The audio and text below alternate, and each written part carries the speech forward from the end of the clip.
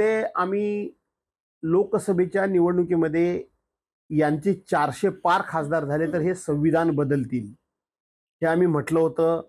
तो आजही संविधानावरचा धोका टळलेला नाही.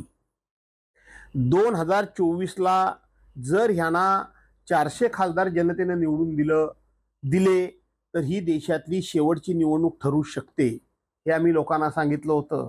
कारण रशियाच्या धर्तीवर ज्या पद्धतीनं पुतीन यांनी निवडणूक केली त्याच धर्तीवर यांची पावलं पडत होती. परंतु या देशामध्ये लोकशाही किती बळकट आहे, किती भक्कम आहे हे पुन्हा एकदा दिसून आलं. जसे देशपातळीवरचे अनेक मुद्दे आहेत. चायना यानं देशामध्ये आपल्या किती एंट्री केलेली आहे, आतमध्ये किती चायना घुसलाय हे बोलत नाही आहेत. का चायनाचा सर्जिकल स्ट्राईक तुम्ही का करत नाही? एक पाकिस्तानमध्ये सर्जिकल स्ट्राईक केलात की नाही केलात तो कोणालाच माहीत नाही. पण त्याच्या जीवावर तुम्ही लोकसभेची निवडणूक एक जिंकलीत.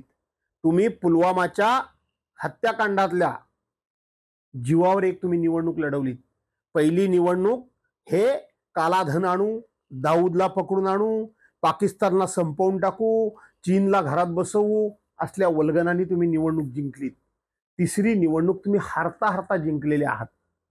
त्यामुळं तो परिणाम उद्याच्या विधानसभेच्या निवडणुकीमध्ये होणारच आहे. आणि त्याचबरोबर राज्यामध्ये या तिघांनी, राज्याचे मुख्यमंत्री एकनाथराव शिंदे, उपमुख्यमंत्री देवेंद्र फडणवीस आणि दुसरे उपमुख्यमंत्री अजित पवार यांनी राज्यामध्ये अक्षरशः हैदोस घातलेला आहे. अक्षरशः हैदोस घातलेला आहे.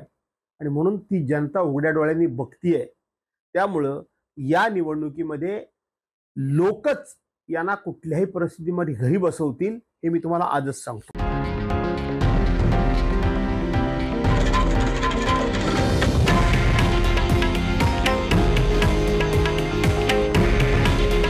हे आहे देशातील नंबर 1 न्यूज नेटवर्क आणि आपण पाहत आहात TV9 मराठी. काळजी तुमची, हित महाराष्ट्राचं.